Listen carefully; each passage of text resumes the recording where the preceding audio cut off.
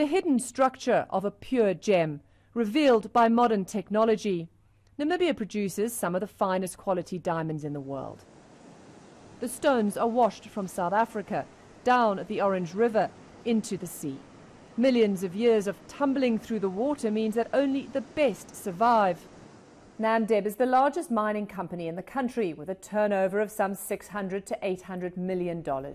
Jointly owned by the Namibian government and De Beers, its CEO is Inga Zamwani Kamwe.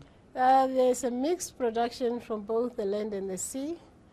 And as you can see, they are sorting them into the different sizes, different quality. But despite the high quality of Namibian gems, global economic turmoil has taken the glitter off the diamond industry. We are obviously a product that is a luxury product. In the 2008-2009 global crisis, we have had to cut back our production by 50%.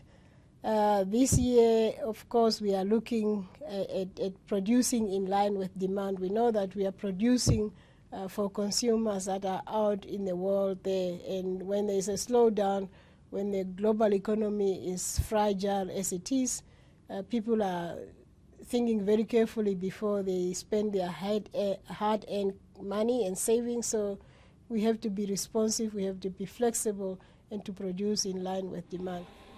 The company's fortunes were hurt by a bitter one-month strike in 2011 over working conditions and housing. But profits have recovered. It helps that Namibian gems are certified by the Kimberley process as conflict-free and ethically produced. And ever since independence in 1990, the Namibian government has looked for ways to add value to the precious stones locally. There are now 13 factories in the country cutting and polishing diamonds, accounting for some 1,200 skilled jobs. Each company represents a number of factors that represent beneficiation, and starting off with local equity. These are not companies that are foreign companies. These are all Namibian companies with local shareholders. These companies have brought in large amounts of investment. They have brought in the foreign expatriates to bring in the skill. They've transferred that skill, obviously. They've created a lot of jobs. But amid slacker demand, many of these factories are struggling, and some traders are speculating in rough stones, driving their prices higher than cut and polished gemstones. Our employees are still by us. In this case, we have them half days here. After lunchtime, they'll leave. But, you know, we're on standby. The moment the market realigns itself to a viable level, naturally we would restart manufacturing immediately.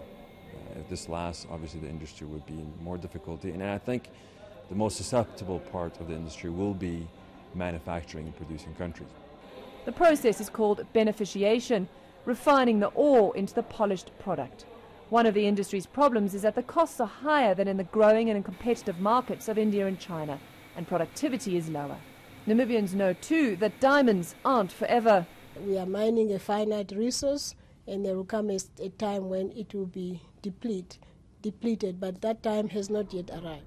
Mining still is a backbone of the economy, still a very significant player, but over time I think there will be other beneficiation, manufacturing, technology-led industries will overtake mining. It's easy to be lured by the luster of diamonds, and they still make up nearly 10% of Namibia's output. But the watchword in Namibia is diversify, because one day those rough but precious stones will stop rolling down the Orange River. Robin Kono, CNN, Namibia.